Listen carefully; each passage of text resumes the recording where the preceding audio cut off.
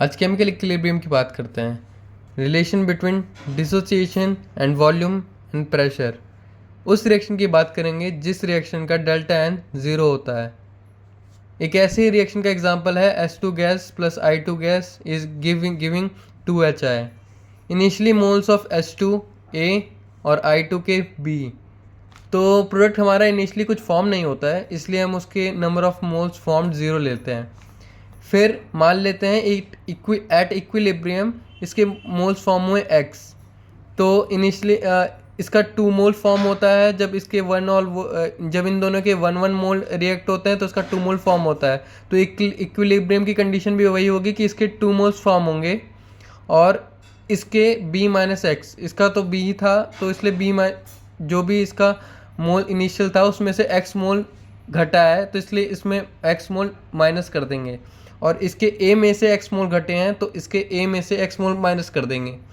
अब हमें इक्विलिब्रियम पे केसी लगाना होता है। केसी लगाना आपको आता है।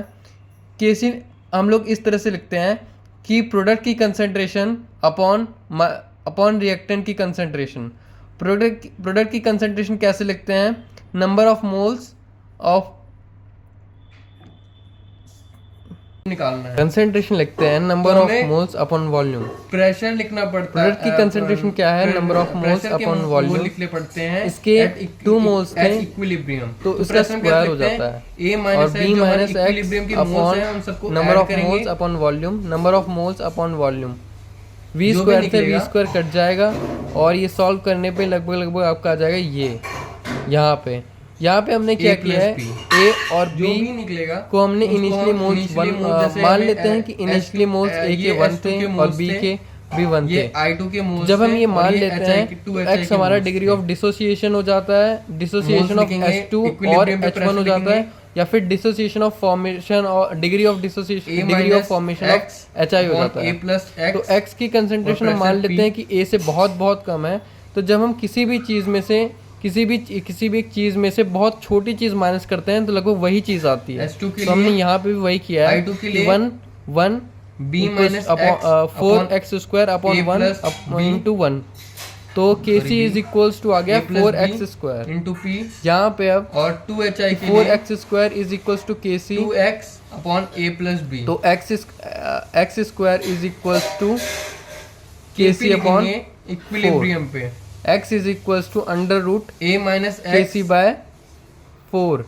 x जो है वॉल्यूम पे डिपेंड नहीं कर रहा है तो हम इसको ऐसे भी लिख सकते हैं कि, या फिर ऐसे भी लिख सकते हैं, या फिर यहाँ पे हम इसको बोल सकते हैं कि x is independent of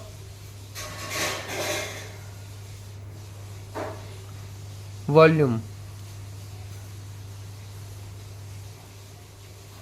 b minus x upon a plus b. तो जैसा कि हमने माना था a equals to 1, b equals to 1 and then x will be degree of dissociation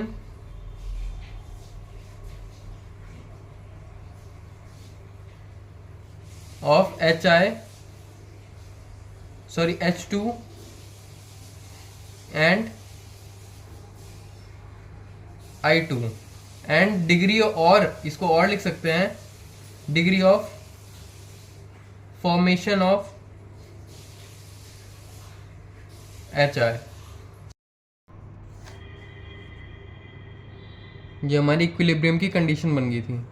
तो जब हम इसे सॉल्व करेंगे 4x square a plus b whole square, p से p स्क्वायर से p स्क्वायर कट जाएगा,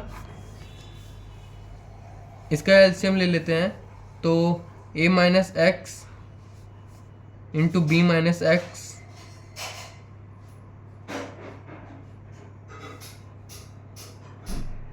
upon a plus b into a plus b. a plus b into a plus b का whole square ही हो जाता है। a plus b की whole square से a प्लस बी का होल स्क्वायर खत्म। a minus x b minus x. जैसा कि हमने माना था a और b की वैल्यू 1, 4x स्क्वायर, a की वैल्यू 1 माइनस एक्स, b की value 1 minus x is equals to के पी।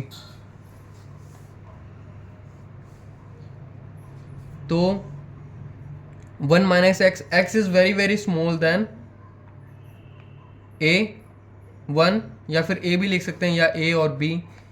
तो इन सब की वैल्यू हम नीचे 1 ही रख सकते हैं। 1 इंटू 1 4x² के पी, एक्स की वैल्यू के p by 4 under root x. Thank you.